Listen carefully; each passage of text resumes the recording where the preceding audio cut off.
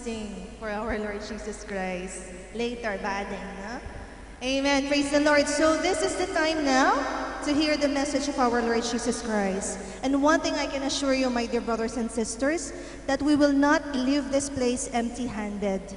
We will leave this place at our hearts full of joy, full of rejoices, full of praises, and full of blessings from our Lord Jesus Christ. Amen. Praise the Lord. So I will now call our head pastor, Pastor Estelito Aguilar, to give the message of our Lord Jesus Christ. Amen.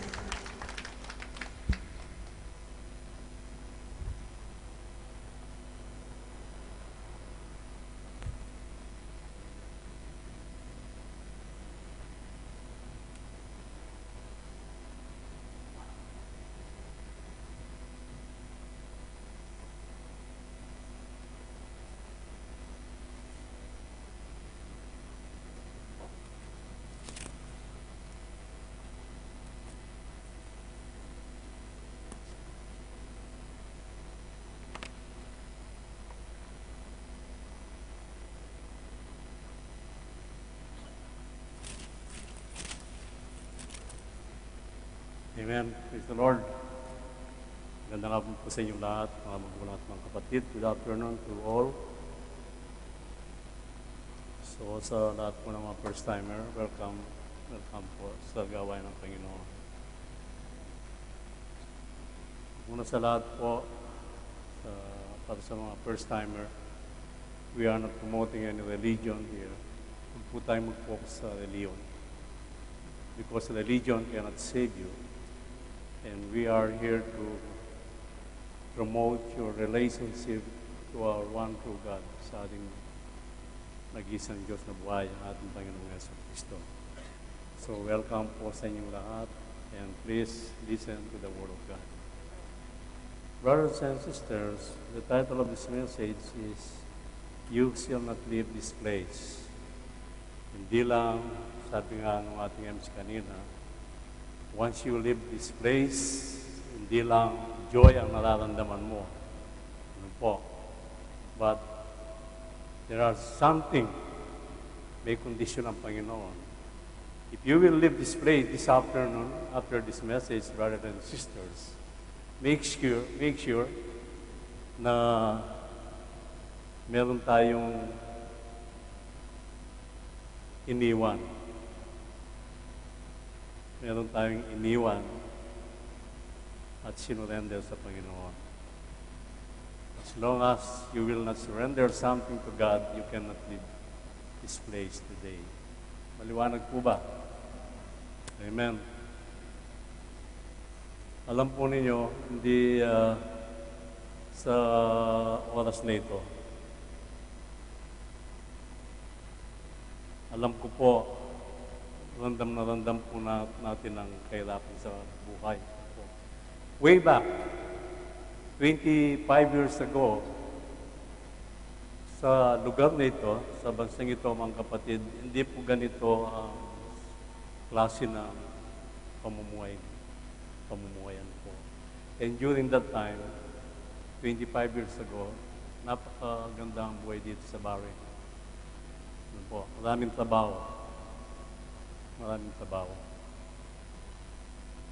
So, every day, alam po ninyo, araw-araw, kapag nagsasama na po kami tatlo at brother dyan, saka si Pastor na papuntang BDF, para po sa rehab namin.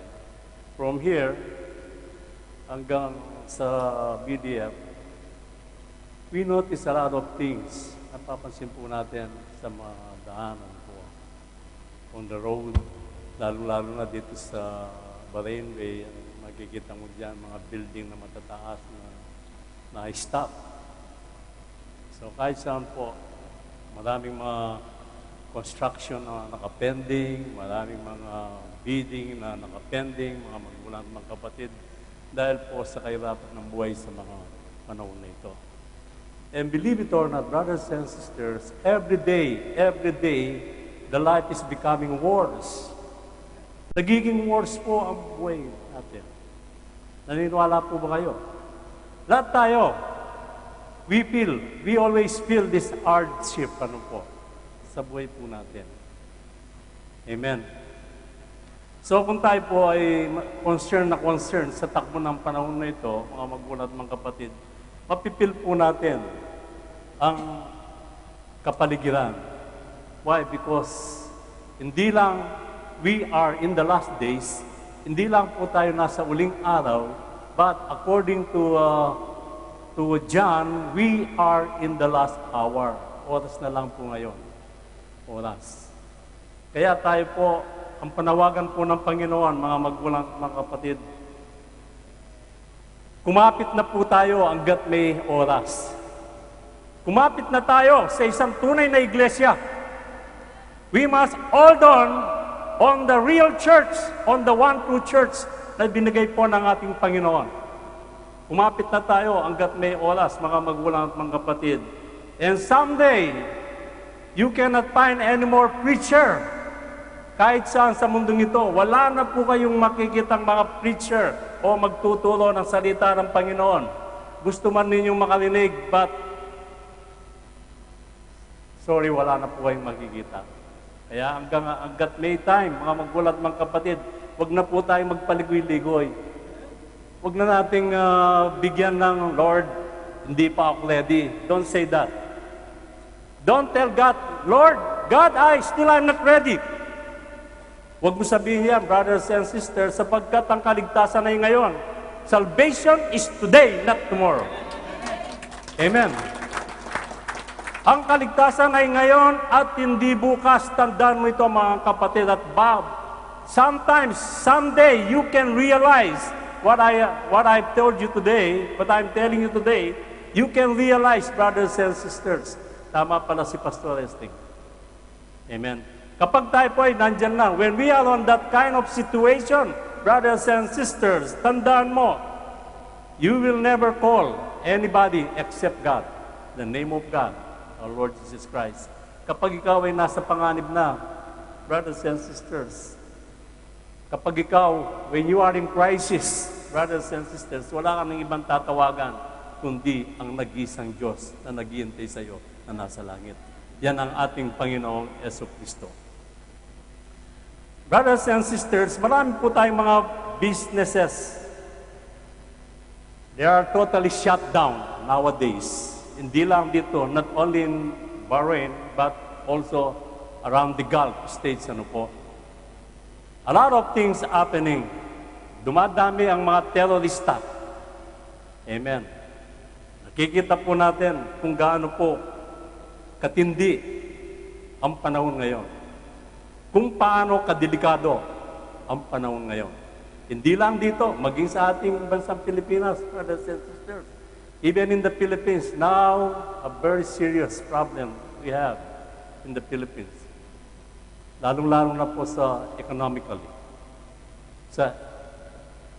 Alam po ninyo, ang bansang Myanmar ngayon, nagkaroon na po sila ng democratic form of government. They were not under military rule. For 10 years, nagsuffer po ang mga taong Myanmar. Ang sabi ng economist yesterday, one economist said, Myanmar will be prosper maybe before 2030. Sabi ko, ang tagal.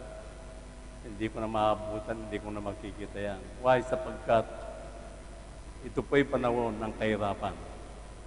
Amen. Amen po ba? Brothers and sisters, believe it or not, our hope is coming only from God.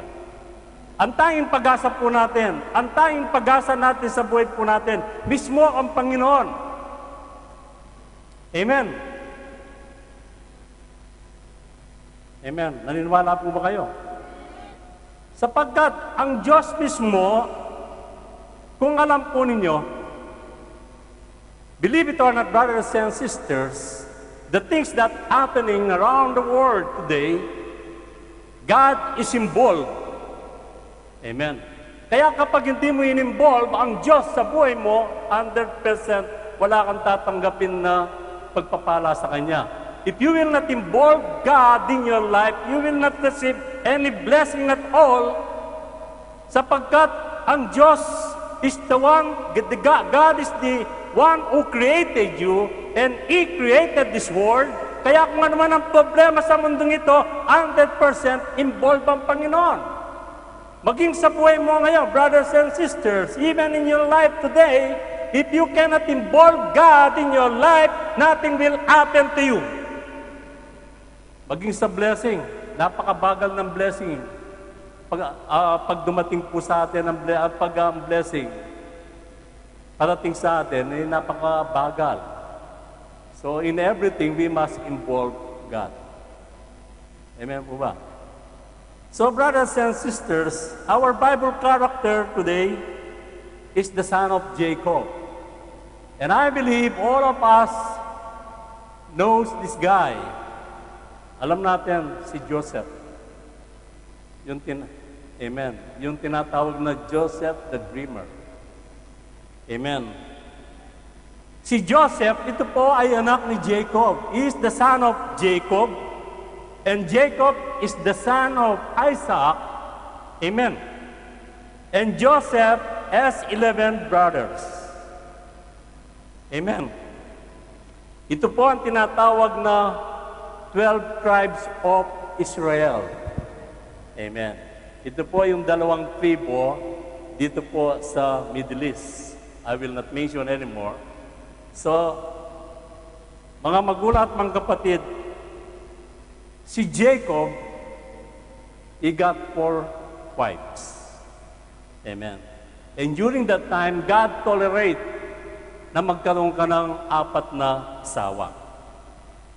Sino-sino yan? Yan po ay sina Rachel, Leah, si Bilhah, at saka si Silpa.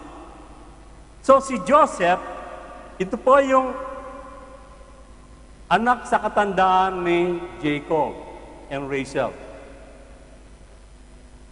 Amen. Joseph is the son of Rachel, and the youngest is Benjamin. So dalawa silang magkapatid kay Rachel, sa anak ni Jacob. Amen. So, dito po sa senaryo na bibigay ko sa inyo, nagkaroon po ng problema. Amen. Ang pamilya nila. Amen. The same thing today, walang ina-atake si Satan.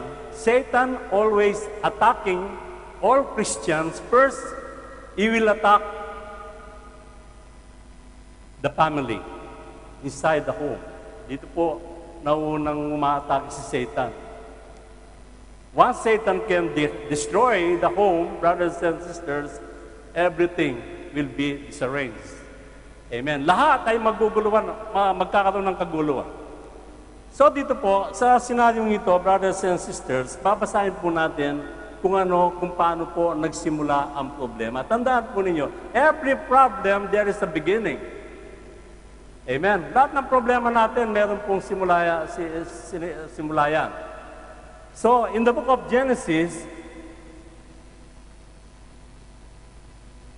in Genesis 37, from verses 5 to 9, and Joseph dreamed a dream, at nananaginip si Jose ng isang panaginip. One day, nanaginip po itong si Jose, si Joseph. Amen. And he told in its brethren, sinabi niya sa kanyang mga kapatid, and they hated him yet the more. Amen. At sinaysay sa kanyang mga kapatid, at lalo pa nilang kinapukutan siya. Amen. So, nagalit na.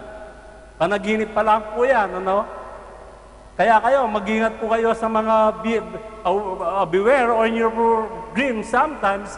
Kaya baka napanaginipan ninyo yung isa sa mga kapatiran dito, hindi siya satisfied sa panaginip nyo, baka magkakaroon ng away. Amen. Kaya maging maingat po tayo. Next verse. In verse 6, and he said unto them, at sinabi niya sa kanila, pakinggan ninyo,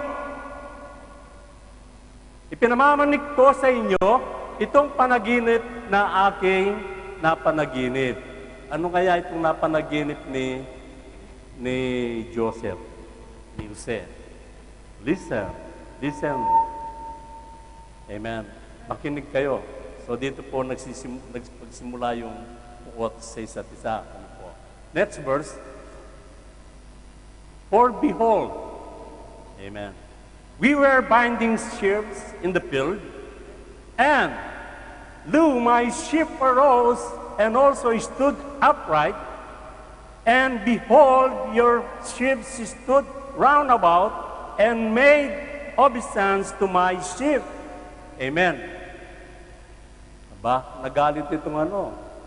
Sabi niya, narito, tayo nagtatali ng mga bigkis ng tigo sa bukid. At narito at tumindig ang aking bigkis at tumuwid din naman. At narito ang inyong mga bigkis ay napasa palibot at yumukod sa aking bigkis. Naku, may kahulugan po itong panaginip na ito.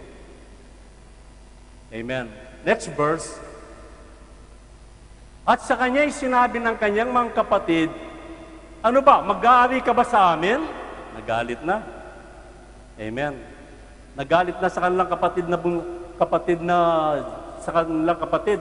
Oo, Papa Panginoon ka sa amin at lalo pa siyang kinapuotan nila dahil sa kanyang mga panaginip at sa kanyang mga salita. Lalo po siyang pinagalitan nitong kanyang mga kapatid. Amen. In verse 9, and he dreamed yet another dream. So, nagkaroon siya ng dalawang panaginip. Amen. Ito yung pangalawa. This is the second dream. Yet another dream, and told it his brethren, and said, behold, I have dreamed a dream more, and behold, the sun and the moon and the 11 stars made obeisance to me. At siya'y nananaginip pa ng ibang panaginip at isinaysay sa kanyang mga kapatid. At sinabi, narito, ako'y nanaginip pa ng isang panaginip. At narito, na ang araw at ang buwan at ang 11 bituin ay yumukod sa akin. Amen. Matindi ang kanyang panaginip, brothers and sisters. Amen. Sino ba namang hindi magagalit? Sino ba namang hindi magagalit, brothers and sisters? And because of this dream, brothers and sisters, napuot ang kanyang mga kapatid. Isang araw, habang sila po'y nasa field, one day when they were in the field, brothers and sisters, nagkaroon ng pagtitipon itong 10. Sabi nila, siguro patayin natin si Joseph. We must kill Joseph. Patayin natin sapagkat itong panaginip niya hindi maganda. Sabi nitong mga isang kapatid niya, yung si Ruben, wag na natin, kapatid pa rin natin yan. Dugo at laman. Kapatid natin yan. Iulog na lang ninyo. Nag-decide sila na iulog na lang sa balon.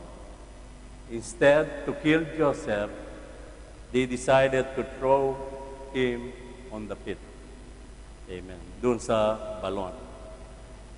Then later on, they sold him to Ismaelites, yung mga dumaraan na biyero.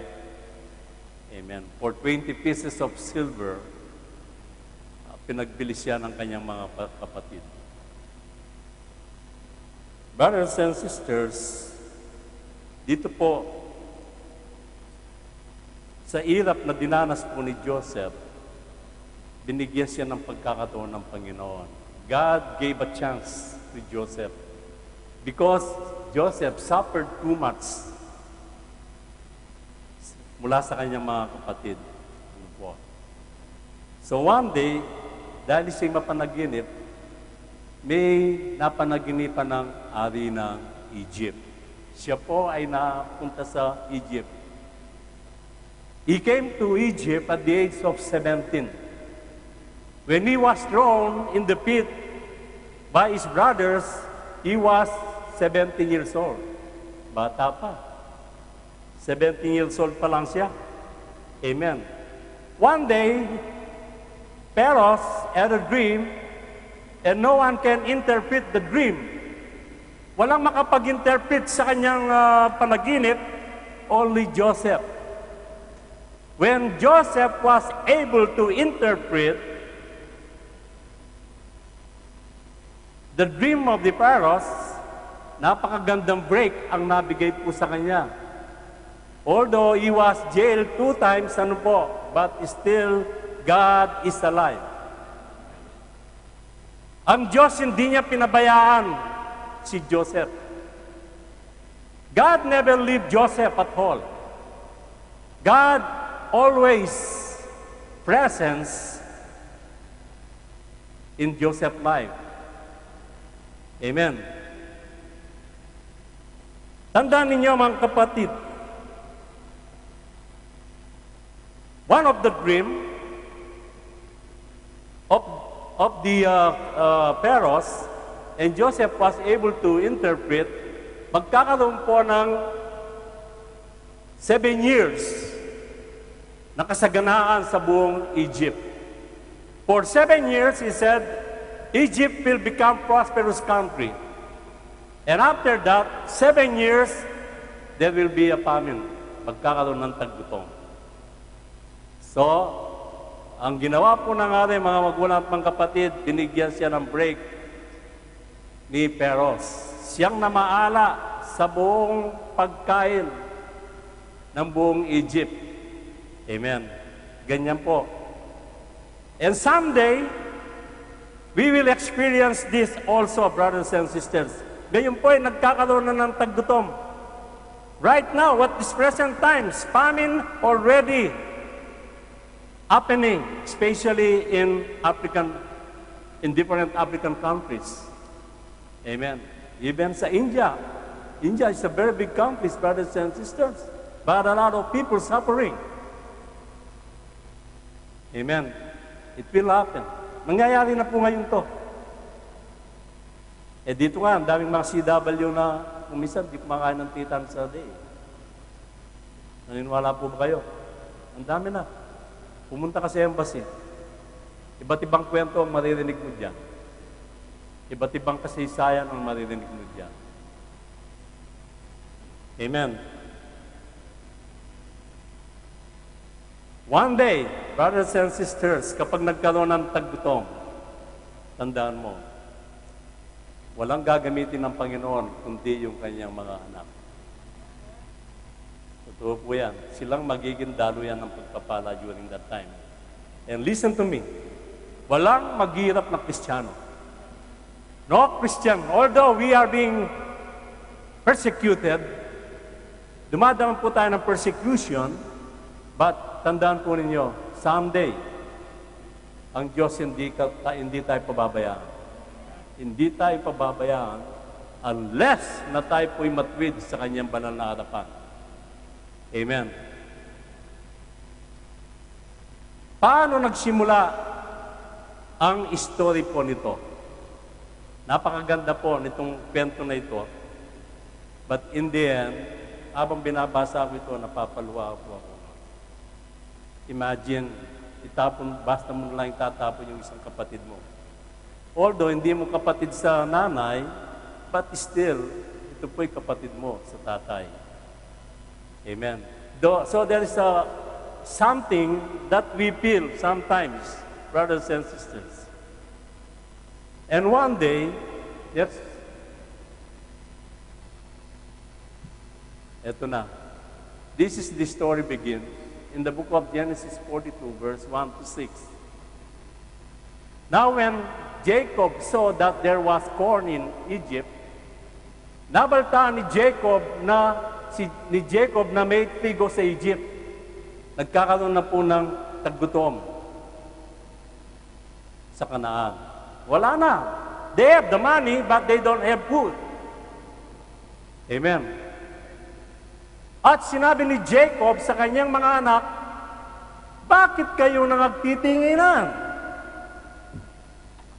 Sabi niya, mga anak, bakit kayo? Anong ginagawa ninyo dito? Kumilos kayo. Bakit nagtitinginan kayo dyan? Hindi ba ninyo nararamdaman ng gutom na ito na nangyayari? In verse 2, at kanyang sinabi, narito, aking narinig na may trigo sa Egypto. Amen. They don't have anything, they don't have any knowledge about Joseph na siyang namamaala dito. Amen. Lumipas ang panahon. Bumaba kayo roon at bumili kayo roon ng mga ganang atin upang tayo mabuhay at huwag mamatay. Amen. Get you down thither and buy for us from thence that we may live and not die. Bumaba kayo doon. Bumili kayo kung anong mabibili ninyo. Ang sabi ni Jacob sa kanyang mga anak. In verse 3, and Joseph 10 brethren went down to buy corn in Egypt. At ang 10 kapatid ni Jose ay bumaba at bumili ng trigo sa Egypt. So they traveled. Yung kanyang 10 kapatid, brothers and sisters, they went to Egypt to buy some food. Because they have a lot of money, but the problem, they don't have any food. Walang anumang, because ito po'y panahon ng taggutom. It is the days of famines and po. Amen. Next verse. But Benjamin, Joseph's brother, Jacob sent not with his brethren. Datapot si Benjamin na kapatid ni Jose ay hindi sinugo ni Jacob na kasama ng kanyang mga kapatid. Iniwan si Benjamin. Iniwan. Anak, dito ka na lang. Kasi si Benjamin ang bunso eh. Hayaan mo na lang yung 10 kapatid mo na bababa sa Egypt para mamili ng kung anong mabibili nila doon. Lest peradventure mischief befall him. Amen. Baka sakaling may mangyari sa kanyang anumang kapaamakan. Worried na siya. Sapagkat nawala si Jose, nawala na si Jose, hindi niya alam kung saan pumunta. Dahil sabi ng mga kapatid niya, pinatay siya ng malaking ayok, ganito-ganito. So, lalo niyang iningatan itong si Benjamin. In verse 5, at ang mga anak ni Israel ay nagsiparoong bumili na kasalamuha ng nagsisiparoon sapagkat nagkakagutom sa lupain ng Kanaan. And the sons of Israel came to buy corn among those that came from the famine, for the famine was in the land of Canaan.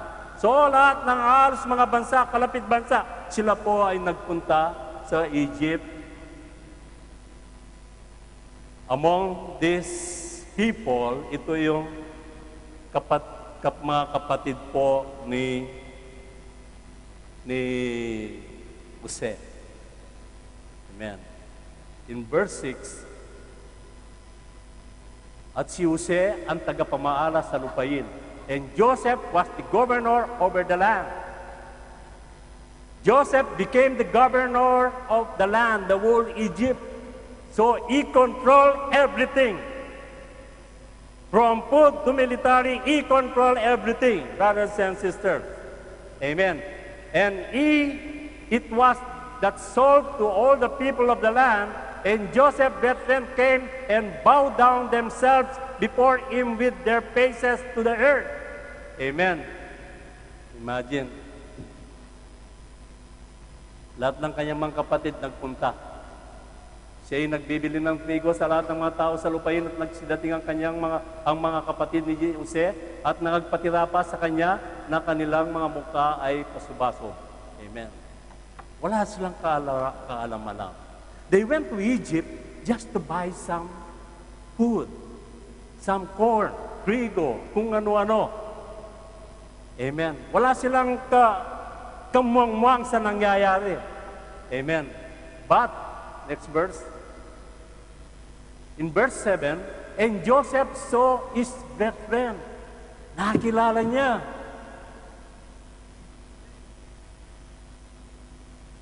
Amen. And during that time, if I'm not mistaken, Joseph was 40 years old. Baka full of bird, no? Puno, bigote, makapalang bigote, pati itong pero nakilala ni Joseph. Amen.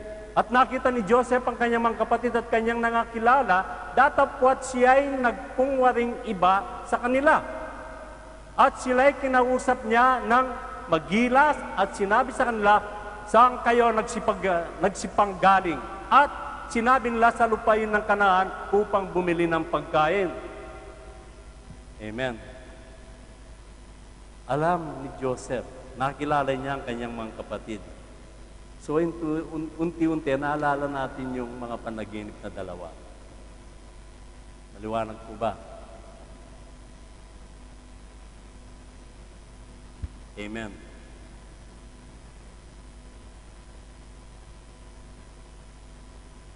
Sabi niya sa verse 7, where do you came from? Tinanong niya. Tama? Sila ito. Sila yung mga kapatid ko. These are my brothers who thrown me 23 years ago. Amen. Next verse.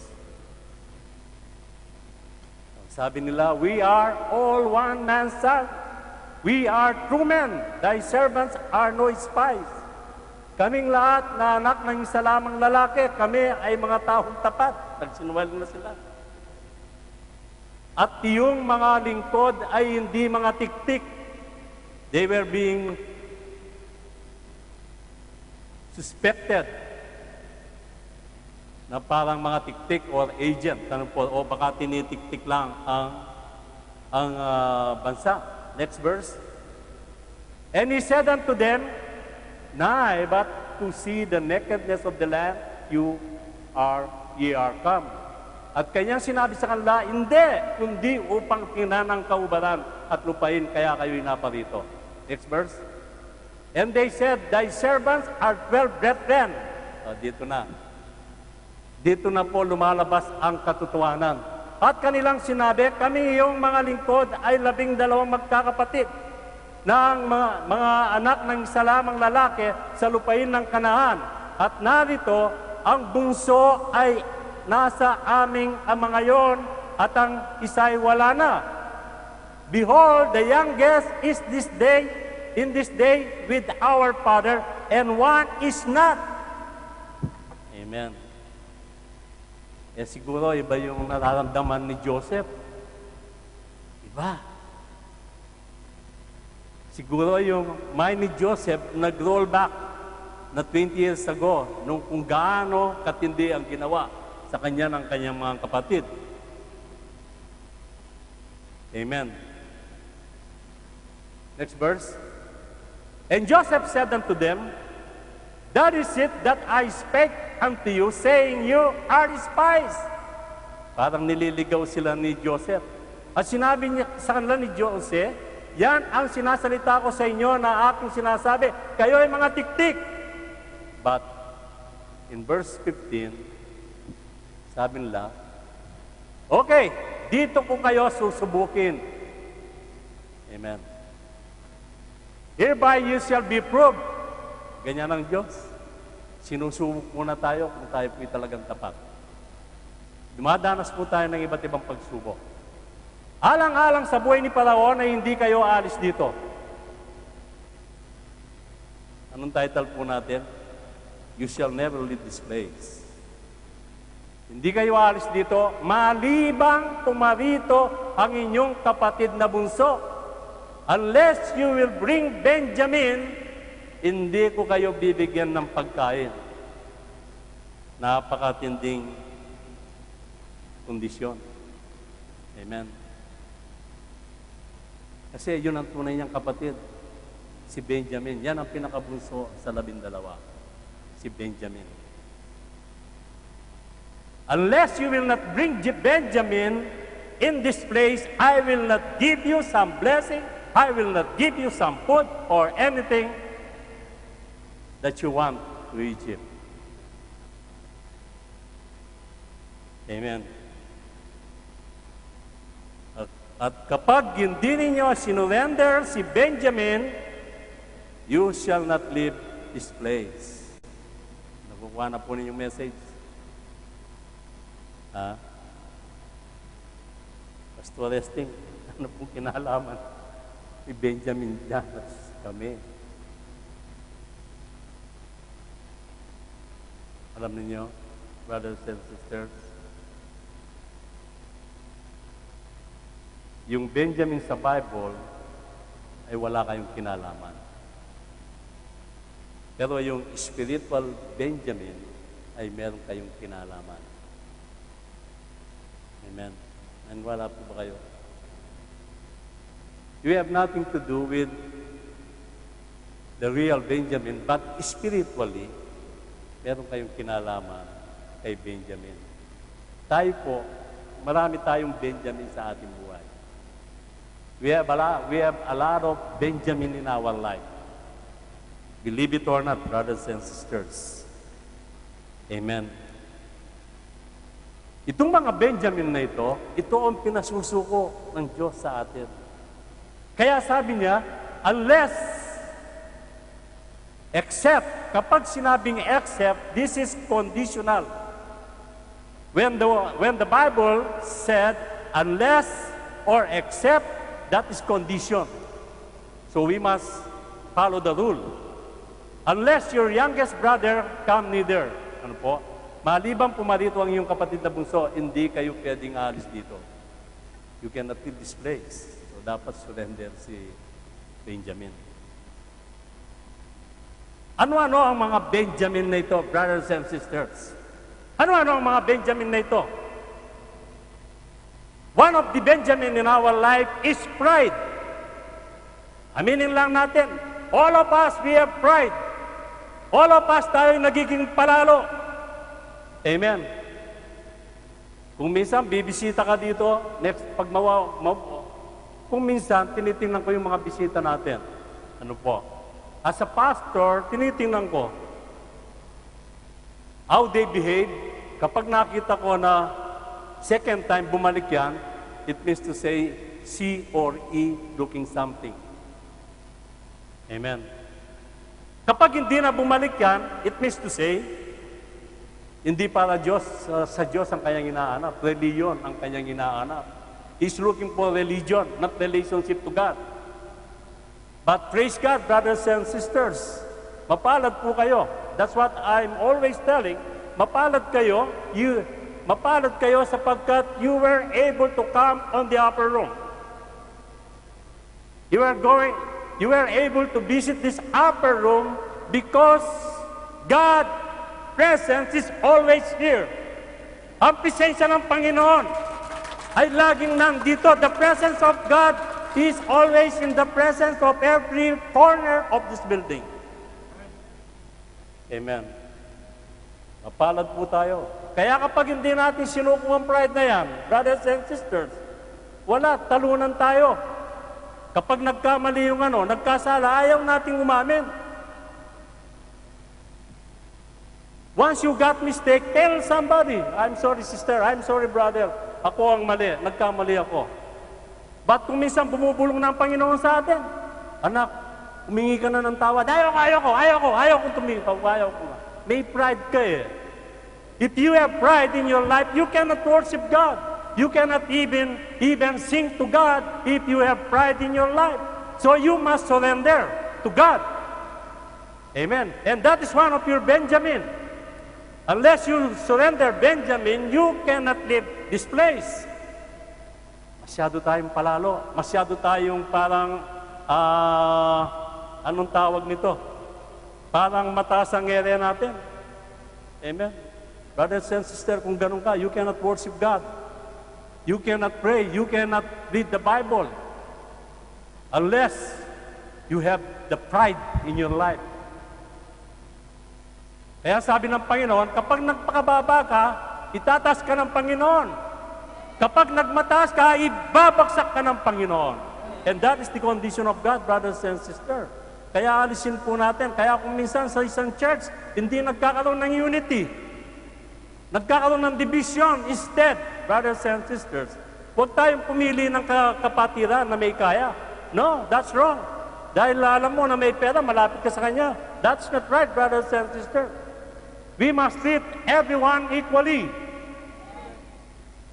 Unless hindi po natin magagawa yan, tandaan po ninyo, you cannot worship God. Kahit pa kanta-kanta ka dito, kung nandiyan yung pride mo, brothers and sisters, God will not bless you. God will not bless you, brothers and sisters. Amen. So, I notice, among the Christian, yan po ang kanilang mga problema, pride. Amen. Kung minsan sinishare mo pala ang one God sa kanila, sinasabi mo, isa lang ang Diyos, pinipin yan, hindi, tatlo. Hindi ko pwedeng tanggapin yan. Tatlo ang Diyos ko, nandun sila sa taas. Amen.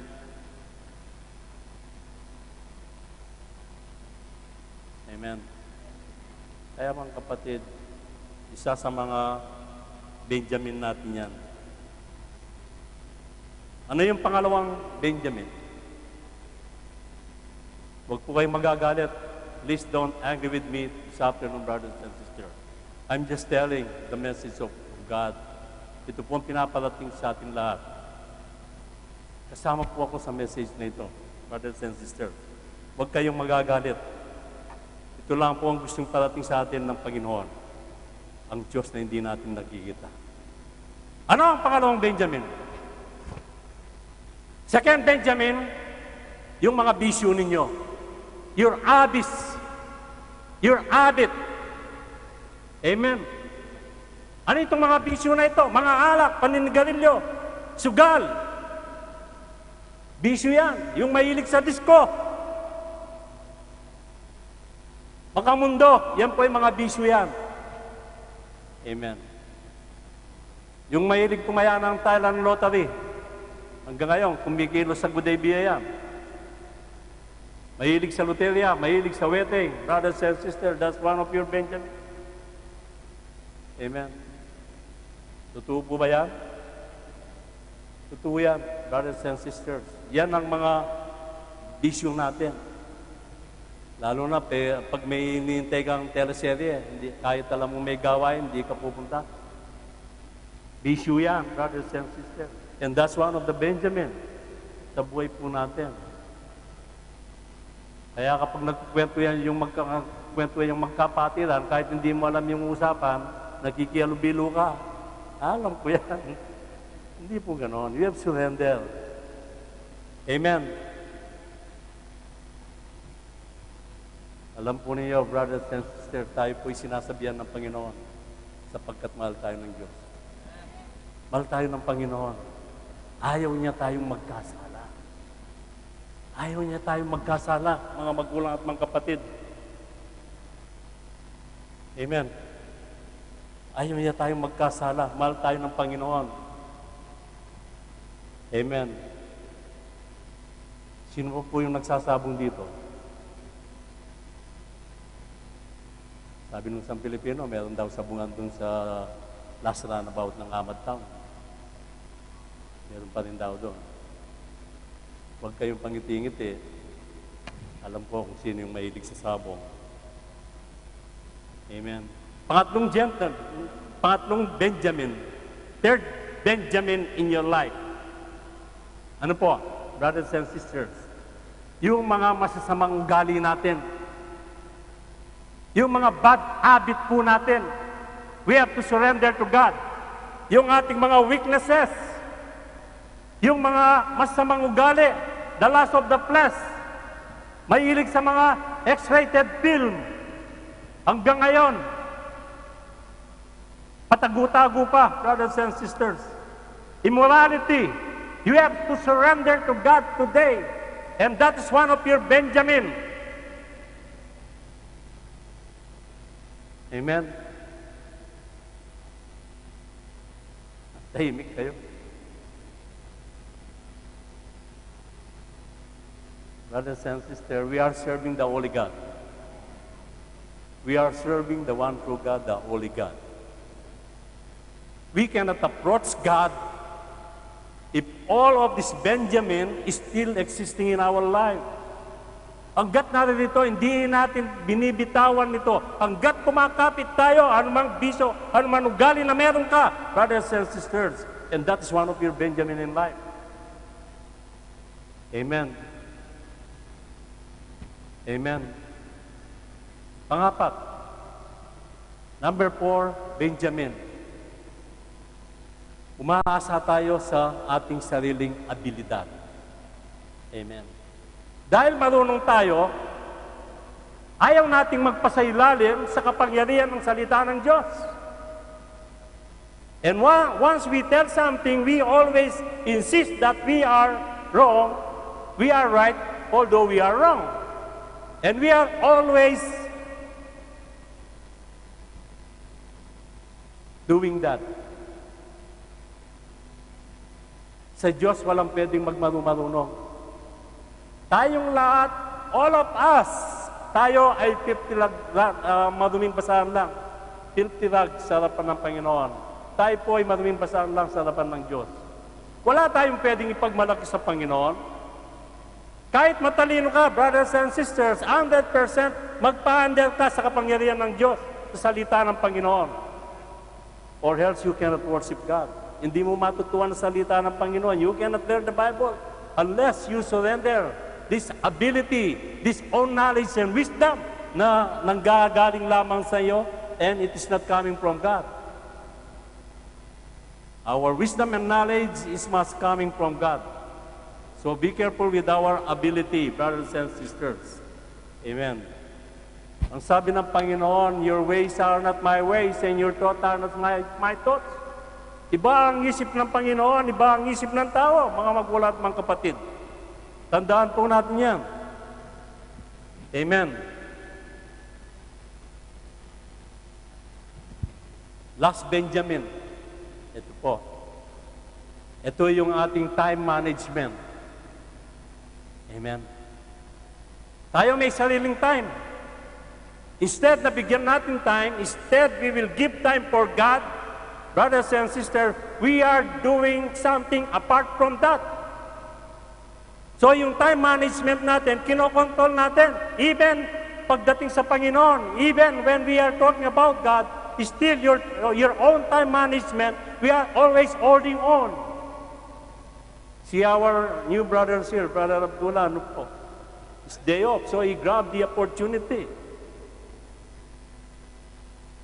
na makarinig na salita ng Panginoon. Kahit baluktot ang mga English namin, we are trying, pinipilit namin. But still, he can understand. Amen, brother. Malay natin siya ang gagamitin ng Panginoon na spread ang gospel dito sa Bahrain. We don't know. Bakit siya dinala ng Panginoon dito? He is not afraid. He's not afraid to be a Christian. He is proud to become a Christian. Because he believes in one God. He believes in God, brothers and sisters. Kaya yung time natin, wag natin control when it comes to God. Kapag alam natin, if we have time to attend any services for God, so we must do it, brothers and sisters. Kaya po, kahit nahirap-hirap ako talaga, I'm trying my best to continue to serve God, brothers and sisters. Kahit masakit ang aking nararamdaman, sa time na ito, still I believe God is the one who holding me. Amen. I cannot run, I cannot walk properly, brothers and sisters. Kung makita mo itong pa ngayon, sabi nga ni Brother Vladimir, parang sumambulagta. Puro tape. And I praise God. God is doing miracle in my life. Gumagawa ng miracle ang Panginoon. Because God is alive. God is alive, brothers and sisters. Kaya nangyari sa akin to because God is trying to purify us, brothers and sisters. Kaya kapag dumadanas po tayo ng problema, maging aware po tayo. Huwag po tayong dapat mawala sa church. The more you have problem, the more you come to church. The more bigger problem you have, big God, brothers and sisters. Bigger than problem. Kahit gaano po ang problema po natin, mga magulang at mga kapatid, gaano man kalaki ang problema natin, still we have God that is bigger than your problem. Meron tayong Diyos na mas malaki dyan. Amen. Hindi po nawawala. Kaya wag na po nating pahintayin ng Panginoon. Amen. You must grab this opportunity, brothers and sisters. Once in a lifetime po itong ganitong mga message. Amen. Once na narinig mo itong message na ito, maybe you will not hear this message hanggat nandito pa po kami anymore. Kaya grab po natin ang opportunity na yan. Amen. Ngayon, if you don't want to surrender Benjamin in your life, brothers and sisters, walang problema. Walang problema. But, may kondisyon yan, brothers and sisters. Tandaan po natin, nangungusap ang Panginoon. Huwag tayong makinig sa sarili nating karunungan. Amen. Tingnan natin. Next verse. And Joseph said unto them, the third day, this do and live, for I forgot. At sinabi ni Jose sa kanila, sa ikatlong araw, gawin ninyo ito, at mga buhay kayo, sapagkat natatakot ako sa Diyos. You have to surrender your Benjamin. Binigyan sila ng ultimatum. For 3 days, you have to surrender Benjamin. Amen. For 3 days, within 3 days, you have to surrender. So nakipag-bargain po si Joseph, brothers and sisters. Amen. Pinasasabi ng Panginoon, you cannot leave this place unless you will bring Benjamin. Amen. Amen. Brothers and sisters, ganito po ang ating situation ngayon. Kapag hindi natin isinuko ang Benjamin na yan sa apong ito, brothers and sisters, makinig kayo sa message ng Panginoon. Tandaan po ninyo, nangungusap na ang Diyos. We have to humble ourselves to God. We have to surrender everything to God. Amen. Next verse, tingnan po natin ang mga 19. Kung kayo'y mga taong tapat, if ye be true men, let one of your brethren be bound into the house of your prison. Go ye, carry corn for the famine of your houses. Kaya, kung kayo'y mga taong tapat, ay matira ang isa sa inyong magkakapatid na bilanggo sa bahay na pinagbilangguan sa inyo. Datapat, kayo'y yumaon, magdala kayo ng trigo dahil sa kagutom sa inyong mga bahay. Kondisyon, iwanan ang isang kapatid ninyo dito, si Simeon. Amen. So the rest can go. 9 of you can go. And once you will come back here, you have to bring Benjamin. Isuko na ninyo si Benjamin. Amen. Next verse.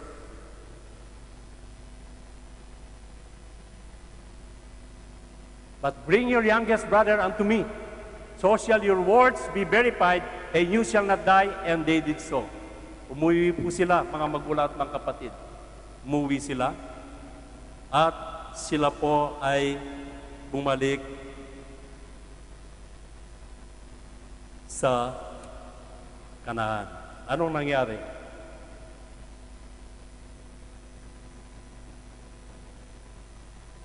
When they reached Canaan, these 9 brothers, Jacob, their father, said unto them, Men, have you bereft of my children? Joseph is not, and Simeon is not, and you will take Benjamin away? All these things are against me. At sinabi sa kanila ng kanilang amang, si Jacob, inalis na ninyo sa akin ang aking mga anak, si Jose ay wala na, si Simeon ay wala na, at alisin pa ninyo si Benjamin. Lahat ng bagay na ito ay laban sa akin. Ganun tayo. Ano ba ka naman, anak? Hindi na ako nagsasabong. Hindi na ako nang bababae. Ha? Pati na ba naman itong pagsusugal ko? Gusto mo alisin ko? Gusto niyo alisin ko? Ganyan ang ibig sabihin. Amen. Nawala na si Jose. Nawala na si Simeon. Pati ba naman itong si Benjamin, ay alisin ko? Ganun tayo. Sister, hindi muna ako pwedeng magpabaptize. Hindi pa ako ready. Eh, kasi may Benjamin pa tayo. Di po ba? Ganyan ang tao. Amen. Nagre-reserve tayo lagi. Aminin po natin, that is true. We are reserving something in our life. That's why we cannot worship properly the way God wants us to worship Him. Lagi tayong nagre-reserve. Ang gusto ng Panginoon, pure. Pure tayo, brothers and sisters. Kahit ikaw yan, pag bumili ka ng ani, lagi mong tinatanong yung pana, kung pure ito, kung hindi. Eh yun, ani lang yun, ha? Eh what more? Your faith in God, brothers and sisters. Amen. Next verse. And Reuben spake unto his father, saying, Slay my two sons, if I bring him not to thee, deliver him unto my hand, and I shall will bring him to thee again. At nagsalita si Reuben sa kanyang ama, na sinasabi, papatay mo ang aking dalawang anak. Kung siya'y hindi ko dalhin sa iyo, ibigay mo sa aking kamay, at siya'y aking ibabalik sa iyo. Next verse. And he said, My son shall not go down with you, for his brother is dead, and he is left alone. If mischief befall him by the way in which ye go, then shall ye bring down my gray hairs with the sorrow to the grave. At kanyang sinabi, hindi ayaw ng aking anak na kasama ninyo, sapagkat ang kanyang kapatid ay patay na, at siya lamang ang natitira. Kung mangyayari sa kanya ang mga kapamakan sa daan na inyong paroroonan, ay pabababayin nga ninyo ang aking mga uban sa Seul na may kapanglawan. Amen. So we are justifying something. Ganun tayo. Kapag hindi natin sinusurrender ang mga Benjamin na yan, we are always justifying something in our life.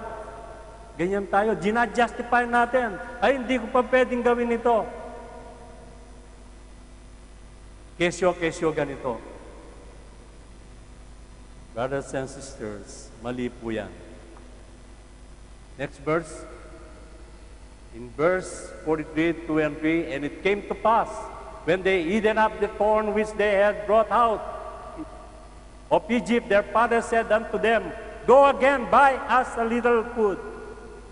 Nawala na yung, naubos na yung pagkain. So they need to go back to Egypt.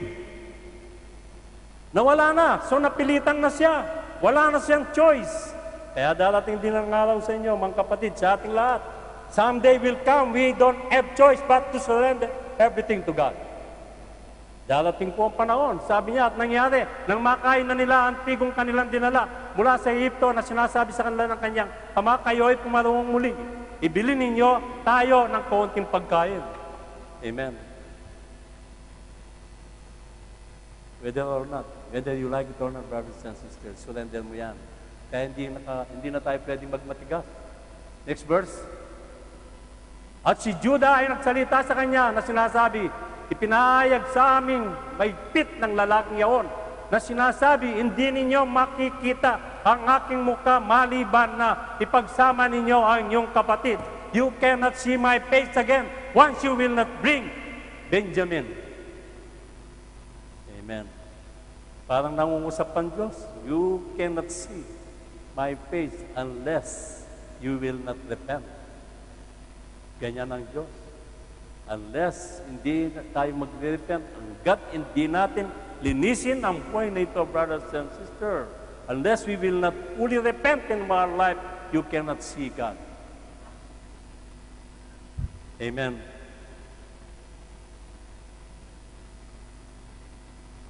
Next verse. And their father Israel said unto them, If it must be so now, do this. Take of the best fruit in the land in your vessel, and carry down the man's pay present, a little balm and a little honey, spices and myrrh, nuts and almonds. Little more. Dahil napilitan siya, brothers and sisters, at sinabi sa kanila ng kanilang amang si Israel, si Jacob, kung ngayon, gawin niyo ito.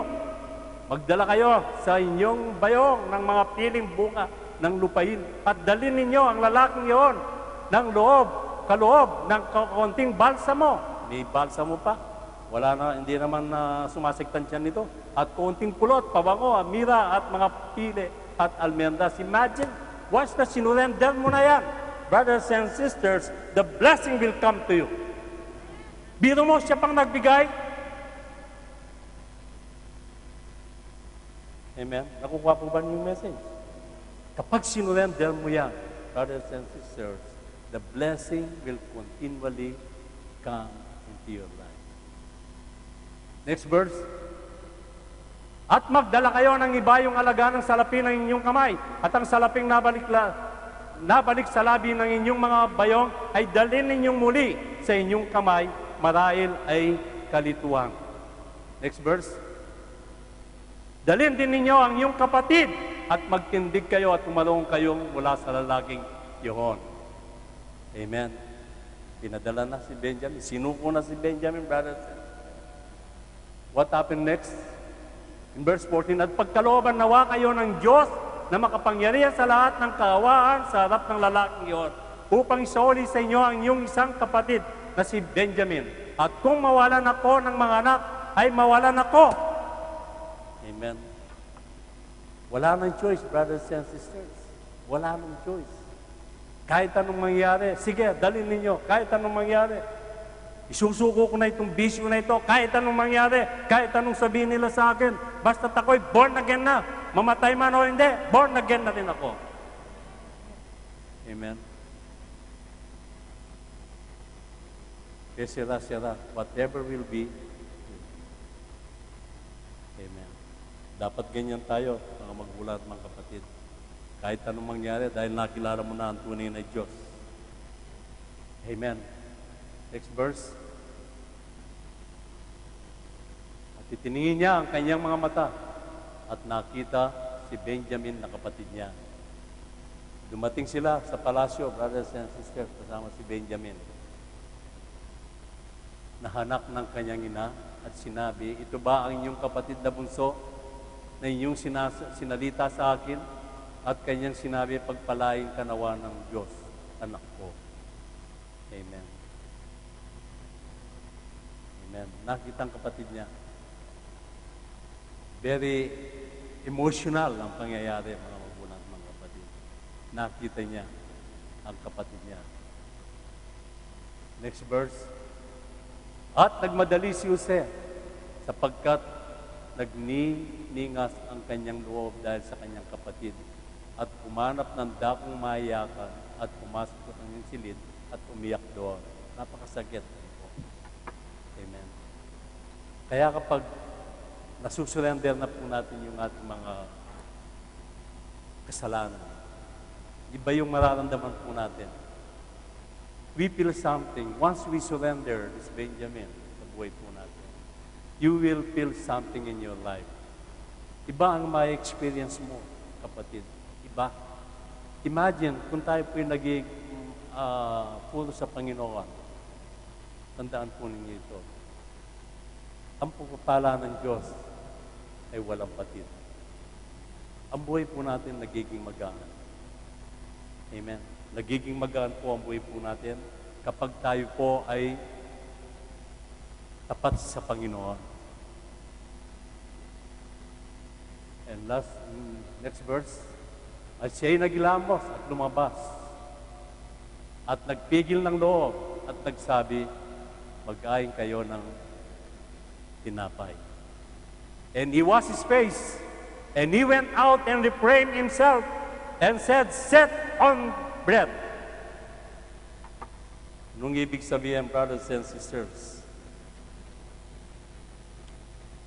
Serve the bread. Serve the bread. The bread is the Word of God. Hindi lamang sa tinapay nabubuhay ang tao, but kundi sa bawat salita na mamumutawi sa bibig ng Panginoon. Amen. So when they surrender, Benjamin, brothers and sisters, nakita ang kanyang mga kapatid, nung umupo sila, ito po yung nakapagtataka, umupo sila, hindi sinadya at sila'y ayon sa kanilang pagkasunod-sunod sa edad. And God is always doing miracles in our life, brothers and sisters. Amen. Sabi ni Joseph, serve the bread. Brothers and sisters, this is a reminder to us, to all. According to Jeremiah 29, verse 11, ang sabi ng Panginoon, my plan is to prosper you. Amen.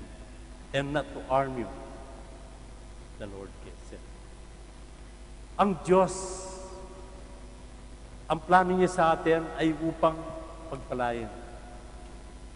Hindi upang pahirapan ka. Amen. Walang Kristiyano na naghihirap. Financially, walang Kristiyano, tunay na Kristiyano na naghihirap.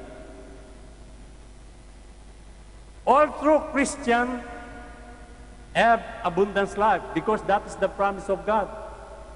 Pangako ng Panginoon yan. God never failed.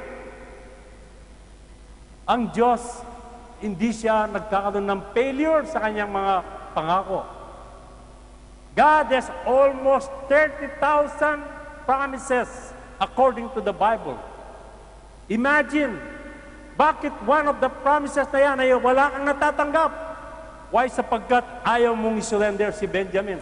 So if you want to surrender Benjamin in your life, brothers and sisters, ang blessing ng Panginoon ay manatili sa'yo. And that's true. And that is our experience, brothers and sisters.